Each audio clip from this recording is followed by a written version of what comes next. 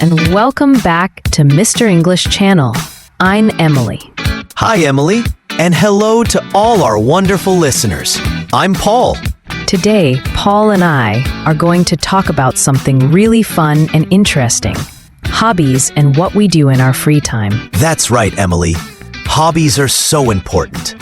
They help us relax, learn new things, and just enjoy life more. Exactly. Before we start chatting about our own hobbies, we have a little favor to ask. If you enjoy our podcast and find it helpful for your English learning journey, please take a moment to subscribe to our channel. Yes, and don't forget to give this episode a thumbs up if you like it.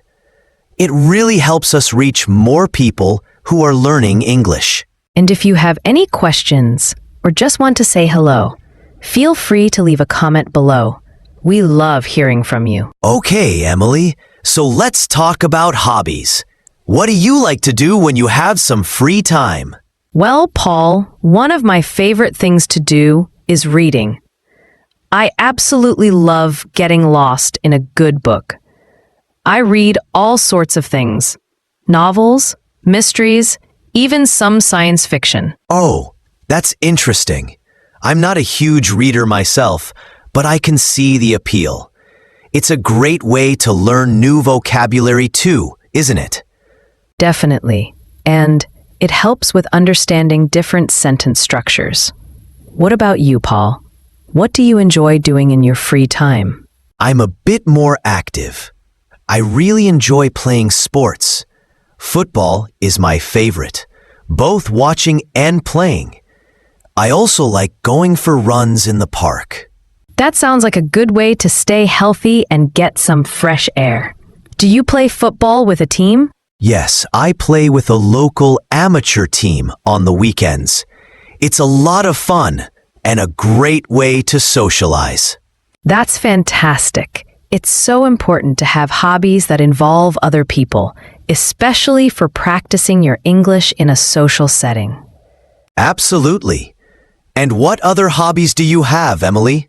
Just reading? No, not just reading. I also really enjoy cooking and baking. I find it very relaxing to try out new recipes. And the best part is, you get to eat the results. Laugh. That's definitely a bonus. What kind of things do you like to cook or bake? I like to try dishes from different countries. I've made pasta from Italy, curries from India, and even some traditional Brazilian dishes. For baking, I love making cakes and cookies. Wow, you're quite the international chef. Maybe you can bake something for our next recording session? Maybe. What about you, Paul? Any other hobbies besides sports? Yes, I also enjoy listening to music. I have a huge collection of songs, and I love discovering new artists. I listen to music when I'm working out, when I'm relaxing at home, even when I'm commuting. Music is a great hobby. What kind of music do you like? I like a bit of everything, really. Rock, pop, jazz, sometimes even classical music. It depends on my mood. That's cool. It's good to have diverse tastes. I also enjoy listening to music, especially when I'm cleaning or doing something that doesn't require a lot of concentration. So, Emily, we've talked about reading, cooking, sports, and music. Do you have any other hobbies that might surprise our listeners? Let me think. Well, I also enjoy gardening. I have a small balcony garden where I grow some herbs and flowers. It's very therapeutic to get my hands dirty and watch things grow. Oh, I didn't know that about you. That's lovely. I've always thought about trying gardening, but I don't have much space. Even a small pot on a windowsill can be a little garden. You should try it sometime. Maybe I will. So we've shared some of our hobbies. What are some common hobbies that people have around the world? That's a great question, Paul. Let's think about some popular hobbies. One very common one is watching movies and TV shows. It's a great way to relax and unwind. Definitely. And with so many streaming services these days, there's always something new to watch. Another popular hobby is traveling. Many people enjoy visiting new places, experiencing different cultures, and seeing famous landmarks. Oh, I love traveling. It's so exciting to explore new cities and try new foods. Me too. Even short trips to nearby towns can be a fun way to spend free time. What about creative hobbies? Yes, those are also very popular.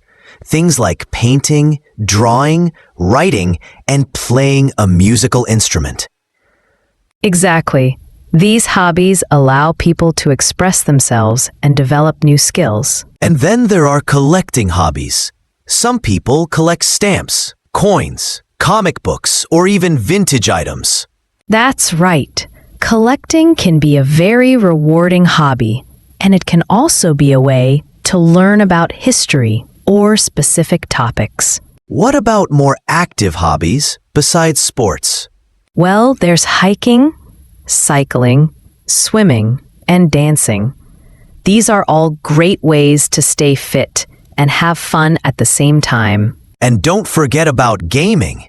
Video games are a very popular hobby for many people, especially younger generations. That's true.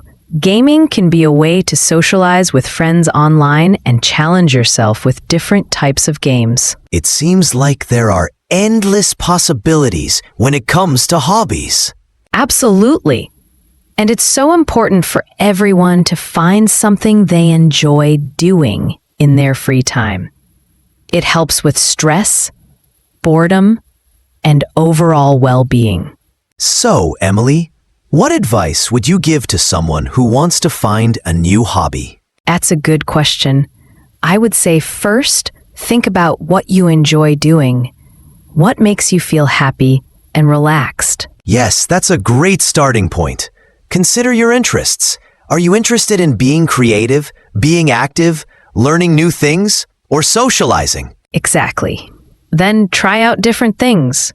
You might not find the perfect hobby right away, so don't be afraid to experiment.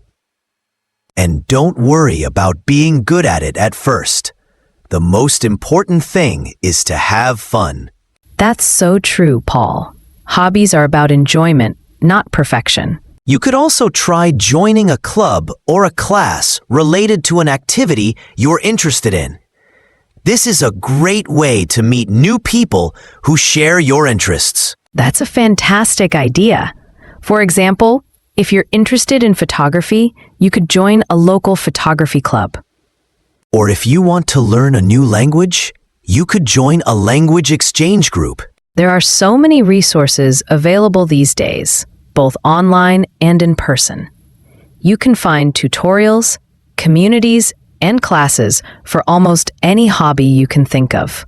And don't be afraid to try something completely new that you've never considered before. You might surprise yourself. Yes, sometimes the best hobbies are the ones you stumble upon unexpectedly. So, Emily, let's think about some less common or perhaps more unusual hobbies. Can you think of any? Unusual hobbies.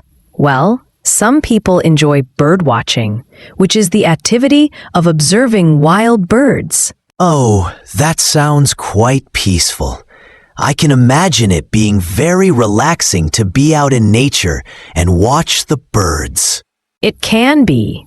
Another less common hobby might be calligraphy, which is the art of beautiful handwriting. That's a very elegant skill to have.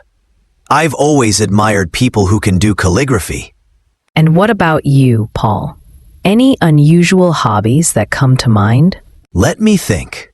Well, I know someone who is really into urban exploration, which involves exploring abandoned buildings and other man-made structures. Oh, wow. That sounds quite adventurous. And maybe a little bit dangerous too? It can be, so it's important to be very careful and do it safely. But for some people, it's a fascinating way to see forgotten parts of a city. That's certainly different. Another unusual hobby I've heard of is competitive eating. Laugh. Yes, I've seen that on TV. It's definitely not for everyone. No, I agree. And what about something like geocaching? Ah, yes. Geocaching is like a treasure hunt using GPS coordinates. People hide containers called geocaches, and others try to find them.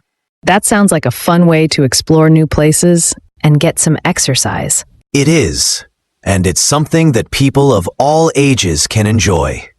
These are all such interesting and diverse hobbies. It really shows how many different ways people like to spend their free time. Exactly. And it highlights the fact that there's a hobby out there for everyone, no matter what their interests are. So to our listeners, we encourage you to think about what you enjoy and maybe try exploring a new hobby. It could bring a lot of joy and fulfillment to your life. And it's also a fantastic way to practice your English. You can find online communities, forums, and even local groups related to your hobby, where you can interact with English speakers. That's a great point, Paul. Whether you're interested in photography, cooking, gaming, or anything else, there are likely English-speaking communities you can connect with. So, don't be shy. Dive in and explore the world of hobbies.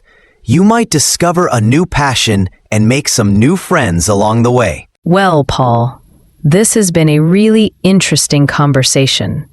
I've enjoyed hearing about your hobbies and discussing the many different ways people spend their free time. Me too, Emily. It's always fun to share our interests and learn from each other. And to our listeners, we hope this episode has inspired you to think about your own hobbies and maybe even try something new. Remember, having hobbies is a wonderful way to enrich your life and make the most of your free time. Before we wrap up, we have one last request. If you enjoyed this episode, please subscribe to Mr. English channel so you don't miss any of our future conversations and English learning tips. And please share this episode with your friends who are also learning English. The more, the merrier. And we'd love to hear from you in the comments below. What are your favorite hobbies? Do you have any unusual hobbies? Let us know. Thanks so much for tuning in today, everyone. Bye for now, and happy hobbying. Goodbye.